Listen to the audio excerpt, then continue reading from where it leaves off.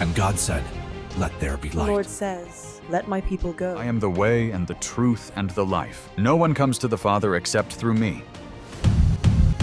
This is the Talkin' Bible podcast. Hey everyone, welcome to the final episode of this week's Talkin' Bible podcast. I'm back with Shannon for the last time this week. Hello, Shannon. G'day. How you going? Good. We are doing Sermon on the Plain. We've spent Sermon on the Mount twice. Now we're going to do Sermon on the Plain, which is much of the same stuff. It is. But this is Luke's version. This is Luke's version of the Beatitudes. Yeah, almost the Beatitudes. That starts with the Sermon on the Plain is a truncated version of the Sermon on the Mount. We won't get into whether or not I suspect Jesus just preached the same stuff multiple times. I'm a preacher. I'm always re-preaching and repurposing content. I suspect Jesus did the same thing. But nonetheless, in this context, it's on a flat place, not on a mountain, and it has some of the same points. Although here, the passages we're looking at follow his version of the Beatitudes, and he kind of he puts his prophet on. He does. He puts his Old Testament prophet on. It's not just John the Baptist who was the Old Testament prophet. Jesus is getting into the game as well. Yeah, I like this. I've almost like it. This is the reverse. I'm like titling it the reverse Beatitudes. Reverse Beatitudes. I like that thought. Yeah, in a sense. Yeah. But let's read it and we'll have a chat about it. Mm-hmm. So Jesus pronounces woes. Now that is encouraging, isn't it? Oh, Jesus says, woe to you. You can imagine you're sitting back there, you're on the plane, it's a I'm nice sunny comfortable. day, it's a light breeze blowing, the grass is There's a lake just, down there somewhere. It's a gorgeous day. And then Jesus says, but woe to you. You'd sit up straight, wouldn't you? You're like, whoa, Yeah, you're talking to me? Yeah, sorry. Woe to you who are rich. Yeah, woe to you who are rich. And then half the crowd sort of goes, well, that's not me. That's not me. Yeah, exactly. But there was plenty around. Some of the more wealthy people, the Pharisees, those who love money, they were sticking around the outside of the crowd. They were listening. Yep. But woe to you who are rich, for you have received your... hang on. I'm going to just change my version because I've got a different version. It's popped up a different version on me. Sorry. I'm going to do that. I was changing things last minute. There we go. Come back here. Okay. Here I am. But woe to you who are rich, for you have already received your comfort. Woe to you who are well fed now, for you will go hungry. Woe to you who laugh now, for you will mourn and weep. And woe to you when everyone speaks well of you, for that is how their ancestors treated the false prophets. Okay. Now, I reckon half the crowd just went, whew, thank goodness. That's not me. That's not me. Right. Yeah. But I reckon there were a few people on the outsides and in the middle of the crowd just sort of looked at each other and went, Is he talking about us? ow, Yeah. that hurt. Yeah. That was direct and that was sharp and that hurt. Mm. Now, before all this was basically the Beatitudes. Blessed are you who are poor, for the kingdom of for yours is the kingdom of God. Blessed are you who are hungry now, for you will be satisfied. Blessed are you who weep now, for you will laugh. Blessed are you when people hate you, when they exclude you and insult you and reject your name as evil because of the Son of Man. Rejoice in the day and leap for joy, because great is your reward in heaven, for that is how their ancestors treated the prophets. Isn't that interesting? That is almost, not exactly, but almost a complete reversal of what these said. So there's a lot of similarities there. Poor, rich. Yep. How they treated the prophets. How they treated the prophets is there twice. Yeah. I mean, there's a chiasm sitting in here. Laughing. He said, he says, you're going to laugh, but he says, blessed, woe to you who laugh. Yeah. Very clever.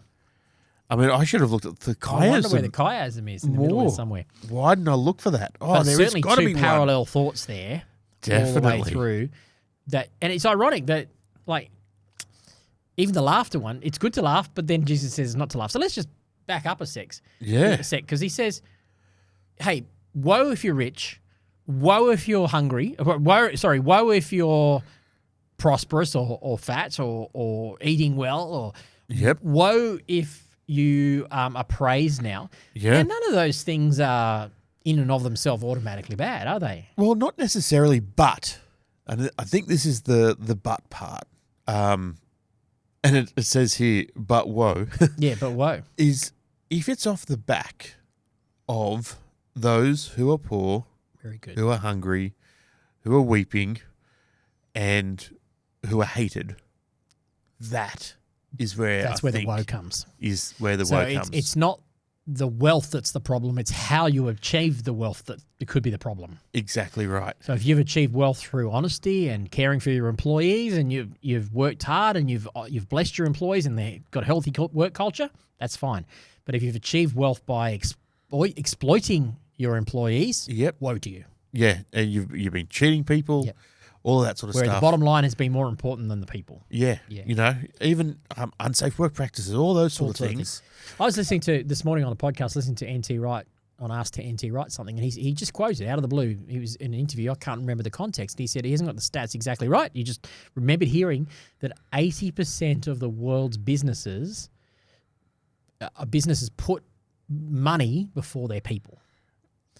So And that is so that's pretty damning. sad to hear, considering Their bottom line is more important than their people. the people are the asset That's of the right. organisation, not the Exactly. building, Yep.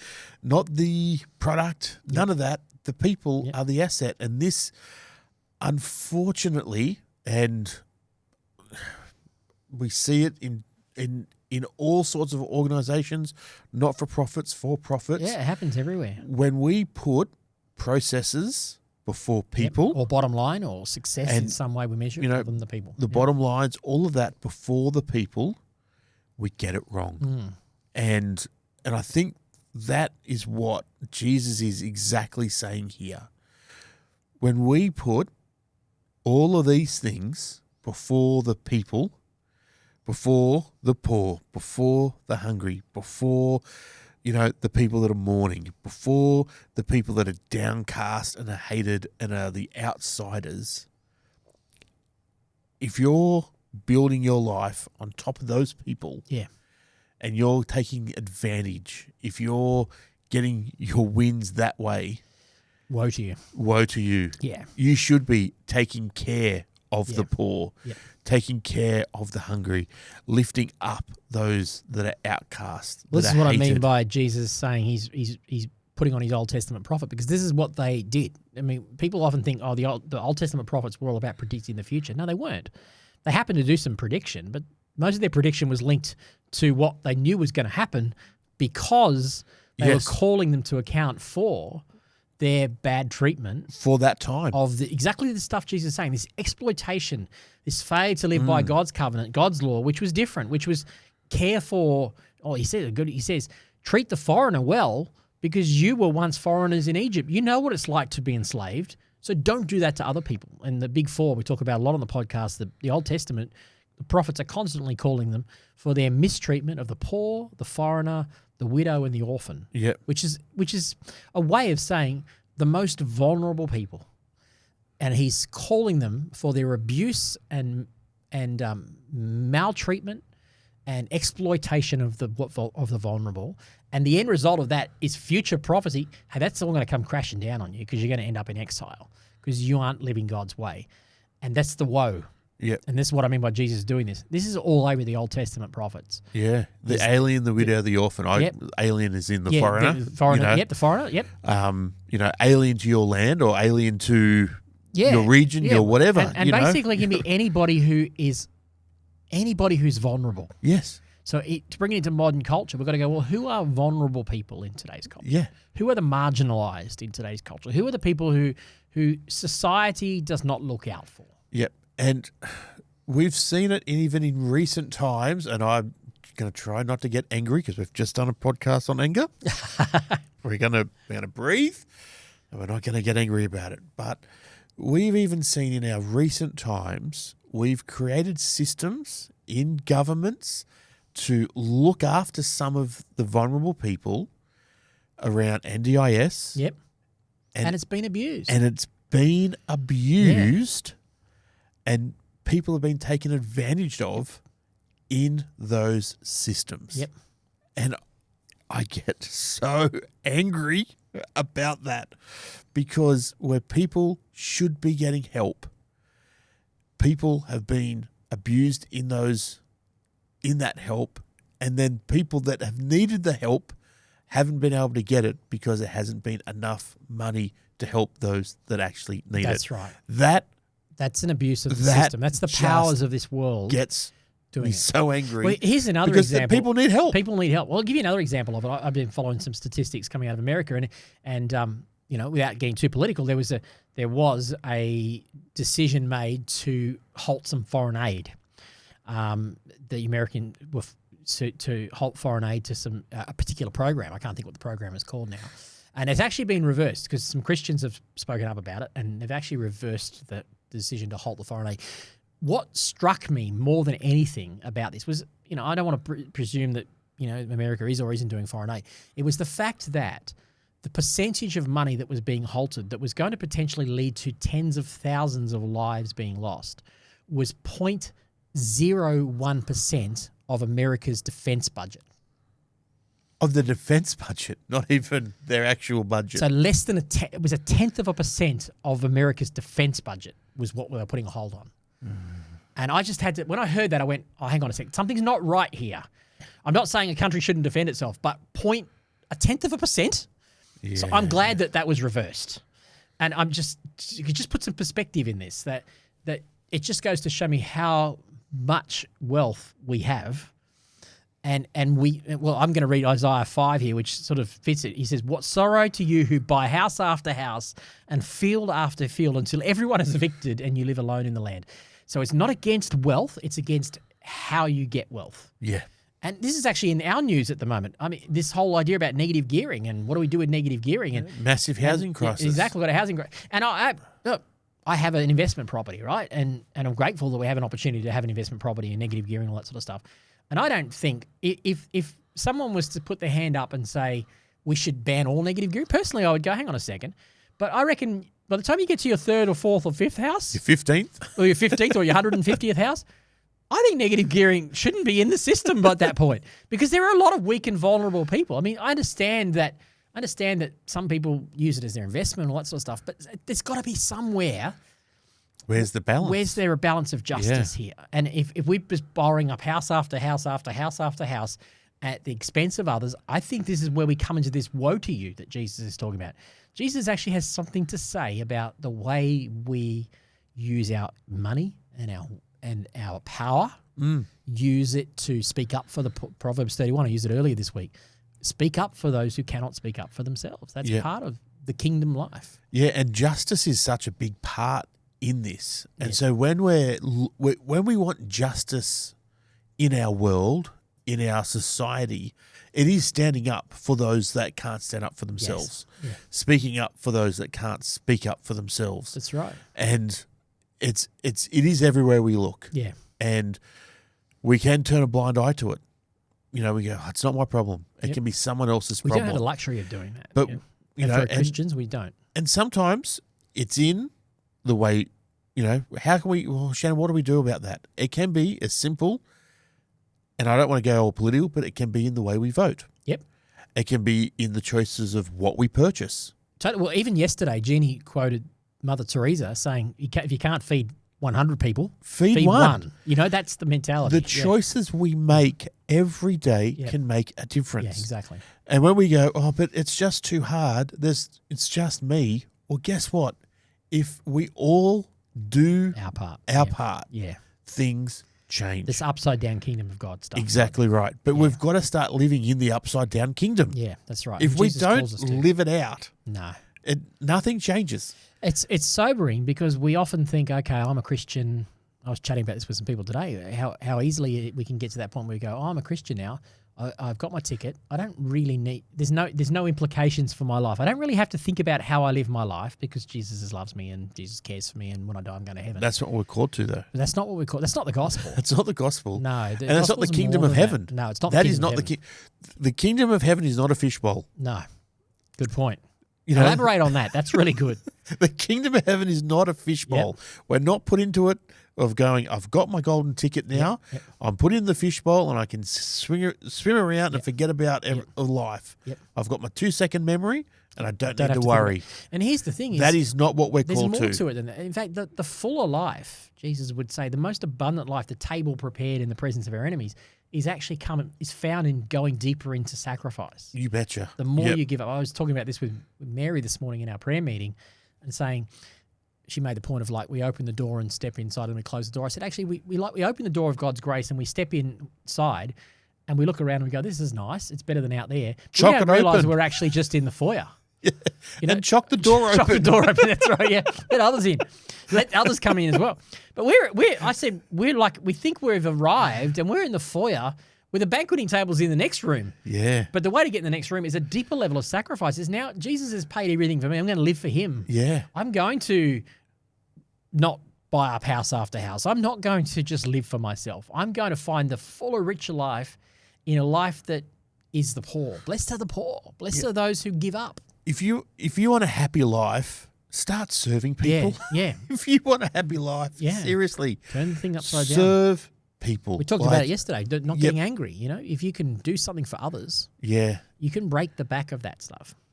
I get an opportunity every year to serve on this is amazing on what you camps. guys do. Yeah. And Twice a year, yeah? yeah, twice a year Yep. on the camps for Southern Cross kids and another camp called Sync. So 3 camps a year. 3, is it? Yep. That we get to be a part of. And you're caring for the most vulnerable kids in these situations. For 2 of the camps, yes. Right. And is it heartbreaking? Yes. Because we see kids that in really vulnerable situations. And it breaks your heart because my kids aren't in that situation. Yeah, right. Yeah. And with compassion, you show up to help these kids. Yep. And it is a bit heartbreaking because you want the best for these kids. But we have 5 days with them. Yep. And so And limited resources. and Yep. you serve with everything you've got. We will give all the energy, everything we've got, we're going to give because that's what we've got. We've got 5 days and we can make a difference in 5 days. Yeah. And we do make a difference in 5 days because in 12 months later, those kids come back and they are different. Yeah, great. They are different kids. You've transformed them in some way. And then we get 5 days with them and 12 months later they come back again. Beautiful. And they are different kids. And all we're getting to do is we get to give them some hope. Hope, dignity. Yep. Yep. Now, do we get to change the circumstance that they are facing in their world? Not necessarily. They've had a really hard start in life. It's a hard start in life that they've got. Now, sometimes they're in amazing care systems, which is fantastic. Yeah. But Sometimes you've shared some others that are pretty dysfunctional. Even the care system's not caring for them. that's is it? right. Yeah. And sometimes they're not, and we don't know. No. But you know what? If those kids get to come to camp, you betcha we are going to serve those kids like there's no tomorrow. Yeah, beautiful. Because So you're doing what you can do, and it has the power. God has the power to take that exactly and right. transform them. And that's my job is just to do my job. Yeah, that's right. And each of us can do our part. And everyone can do. Yeah. And there's someone else on camp that's going to do their job. Yep. And Beautiful. their job, and everyone's going to just do their job. Yeah, great. And we're going to trust that's enough. Yep, beautiful. And we see amazing results from us all coming together just to do our jobs. And the transformation is unbelievable. Now, I have cried many a tears at the end of camp. I will admit that. And there's sometimes you get to the end of camp and you go, that was an amazing week. And there is a joy that sometimes there are no tears. There's a peace. Yep. And sometimes there's a piece with tears. Yes, It's all over yeah. the shop sometimes, but you've got to you've got to if you want that true happiness, serving is what's going to do it. I wonder if that's what Jesus means when he says, "Blessed are those who mourn." Yeah, for they shall. He's talking about laughing here. Yeah. It's the mixture of feeling, but it's cost you tremendously. It would have been easier not to be exposed to any of that level of pain. Totally. But there's such a blessing in allowing yourself to be entering into that, the injustice of that thing, and speaking up for those that cannot speak up for themselves. Exactly right. Yeah. And you know what? It's 20 odd years now I've been doing it, and it's still the best week. Yeah, you've said that before to me. Of my life. Now, I get to Friday night. You're completely exhausted. But it's so rewarding, I'm assuming. Totally. Yeah. Some Thai food on the lounge. I won't meet. You don't move. I don't make the second half of the football that night if I'm watching the football. What, even if Souths are playing and winning? Yeah, I will fall asleep. We're exhausted. Yeah. But it is so worthwhile. Yes. Now, I look at these verses and I go, is this what we're talking Jesus about now? saying. In Isaiah 65, there's a remez back in here to that. My servants will sing out of the joy of their hearts, but you will cry out of the anguish of the heart and wail in brokenness of spirit. And I go, wow, that the servant, my servants, will sing. Yeah. And when we get this right, wow, things can change. When we put our hands up and go, it's just too hard. It's all just too hard. No, it's not. No, we can do our part, folks. We can play our part. Each of us can play our part, and it's about asking the Lord, what have you got for me? Yeah. How do I break the back of exploitation? How do I add value to others? And there are multiple ways you can do it. There's no shortage of ways to examine how you can be involved in righting unjust systems. Totally. Yeah. Totally. And, the encouragement is to serve. Find a way and do it. Yep. And add value to others. And even if you're saying, oh, you don't understand, I've got anxieties, I've got these worries, I've got these concerns. If you want to, and this is my opinion, Pastor Rohan, you tell me if I'm wrong, but if you want to get over those anxieties and those worries and those concerns, start serving someone else and lift your burdens off you. One of the best ways you can do it. Do it by serving someone else. And that's not saying burn yourself out. No, not at all. But there is a sense in which one of the best ways to overcome self-pity or your own challenges is actually to put yourself out for others. Yeah. Yeah, definitely. And to do it in all wisdom. Yep. Yeah, that's right. Seek wisdom. But we can all do something. And using your gifts. Use your gifts. Yeah. If your gift is serving a coffee at church on a Sunday, get on the roster and do that. That's right. If it's, I don't know, cleaning, if it's doing or if techie you stuff, have wealth and you're able to give wealth. That's right. We got one of the ladies in one of our locations that says she could retire now, but she's put a lot of work into her education and she's gotten to a point where she says, actually, I feel called to keep earning money so I can keep funding LCV. I can keep putting money in there to help others.